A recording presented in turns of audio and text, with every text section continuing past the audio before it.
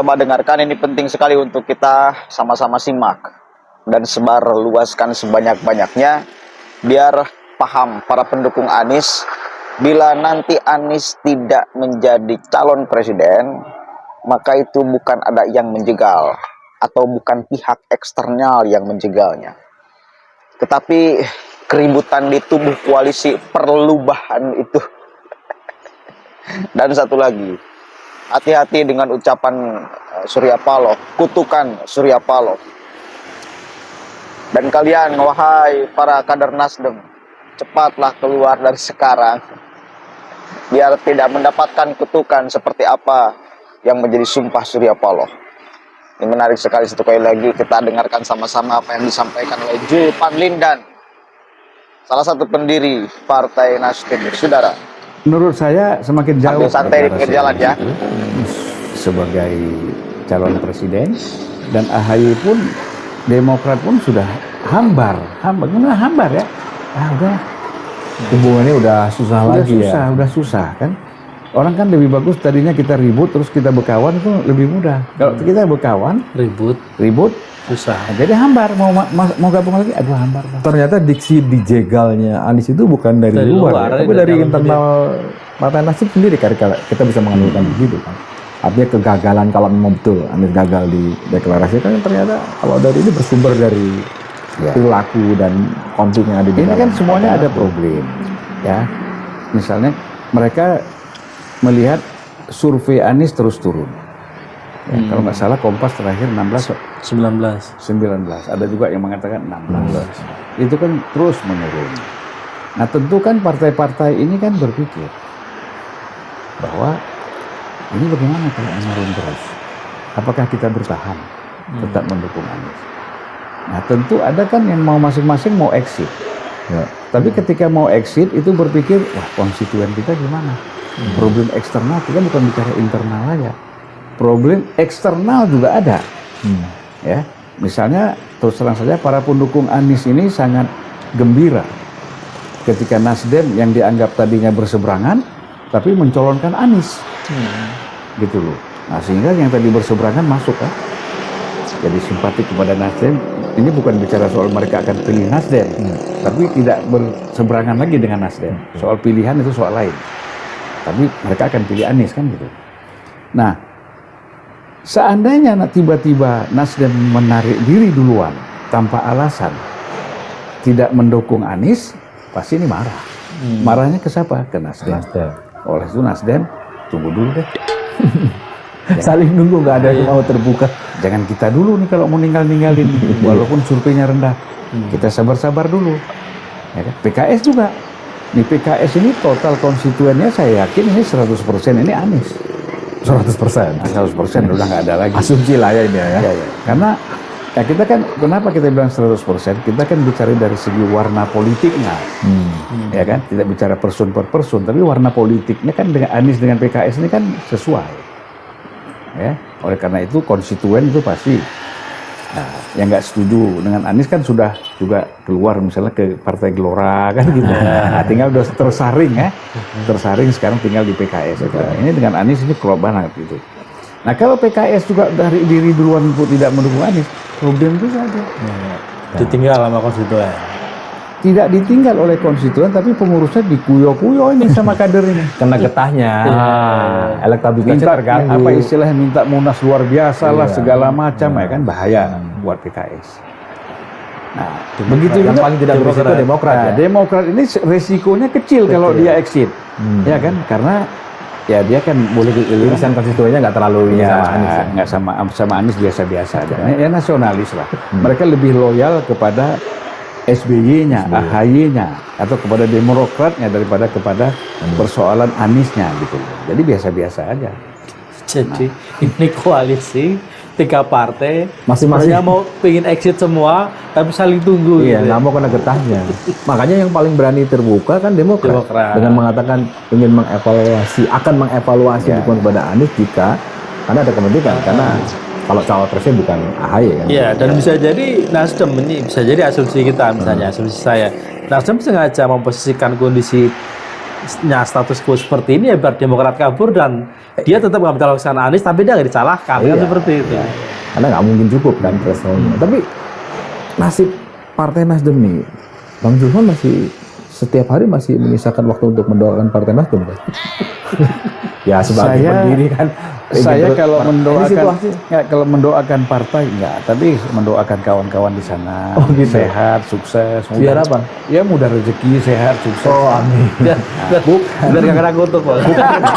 Biar kan. Nah itu Ini jadi masalahnya ini kutukan itu Iya, gimana masalahnya- ceritanya itu Bang? Ya, masalahnya begini.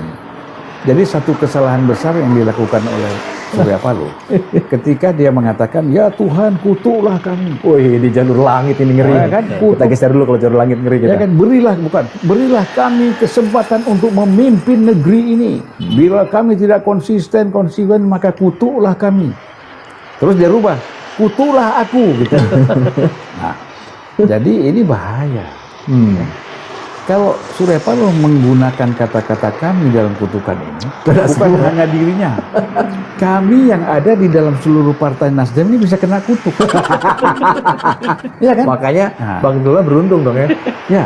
Beruntung diberhentikan di awal ya. Saya nggak mau kena kutuk. Nah, jadi kalau kita bicara kutukan, ini kan bahaya. Iya, iya. Nah, jadi apa yang dialami ini sebenarnya kutukan. Yang sekarang sedang terjadi. Ya. Dan- Termasuk Kalau dalam bahasa Quran itu kan laknat. Allah Wih, bisa. bahaya banget Ya, laknat. Allah kutuk itu laknat artinya. Allah akan melaknat orang-orang yang zalim, orang-orang yang melakukan kejahatan kan. Gitu. Orang menyakiti Nabi Muhammad misalnya membuat atau nabi, kerusakan para di nabi, bumi. merusak. Itu kan dilaknat oleh Allah. Oleh karena itu tidak boleh kita meminta dikutuk atau dilaknat oleh Allah. Yang kita minta adalah ampunan. Ini Bang Surya Paloh yakin betul dia bahwa dia nggak punya dosa, nggak punya salah, ya kan? Sehingga silakan kutuk saya nggak punya salah nih Tuhan. Ini bahaya benar bahasa seperti ini, ya. Padahal kan nabi-nabi ini kan semuanya suci, bersih, Jadi- tanpa dosa, tidak pernah meminta dikutuk oleh Allah. Berarti masih Mereka ada- selalu istighfar, padahal orang bersih, suci. Kenapa nabi itu bersih, Enggak, suci, tapi mereka beristighfar, minta ampun kepada Tuhan. bukan minta kutukan. Bukan minta kutukan. Nah, inilah saya kira ini cepat atau lambat kutukan ini akan terwujud. Oleh karena itu saya mengharapkan kawan-kawan Nasdem yang belum terlambat supaya jangan kena kutuk keluar dari sekarang. Dari teman Bang. Hah? Dari teman. Enggak, saya nggak perlu teman, tapi saya sayang sama mereka. Oh. Nah, itu untung itu kawan-kawan di Indramayu itu yang keluar dari Nasdem duluan itu. Mereka selamat dari kutukan itu. Ini bahaya loh. Karena Bang Surya dalam mengutuk itu Kan menggunakan sudah jadi diralat kami. jadi aku, udah bukan Ya, kami. tuh, ujungnya aku. Yang diaminkan Awalnya yang diaminin kami, kami. Ya, jadi kami dan aku kan gitu. Nah, jadi kami dan aku. Jadi kepada akunya lebih keras. Ini bahaya. Saya katakan jangan sombong kepada Allah Subhanahu wa taala. Ini satu sikap kesombongan menantang Tuhan, ini bahaya sekali. Oke, sudah disimak sama-sama. Sebarkan video ini biar mereka pada sadar dan paham. Jadi jangan terlalu berharap lebih dulu. Bahaya. Kalau ekspektasi tidak sesuai dengan kenyataan, apalagi ekspektasinya berlebihan, itu bisa menyebabkan konslet di pikiran.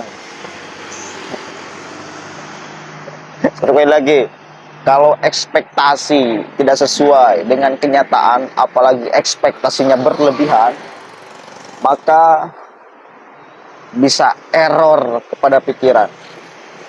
Ya, stop membuat narasi-narasi seolah-olah Anies dijegal oleh yang lain. Padahal dari tubuh perlubahan, itu kan kata Julpan Lindan itu bukan perubahan tapi perlubahan. Itu yang kemudian mencegalnya. Itu, dan ternyata kalau kita mendengarkan sama-sama apa yang diucapkan oleh Julpan Lindan, semua partai koalisi perlubahan ini semuanya pengen out. Nasdem pengen out, PKS pengen out, Demokrat pengen out.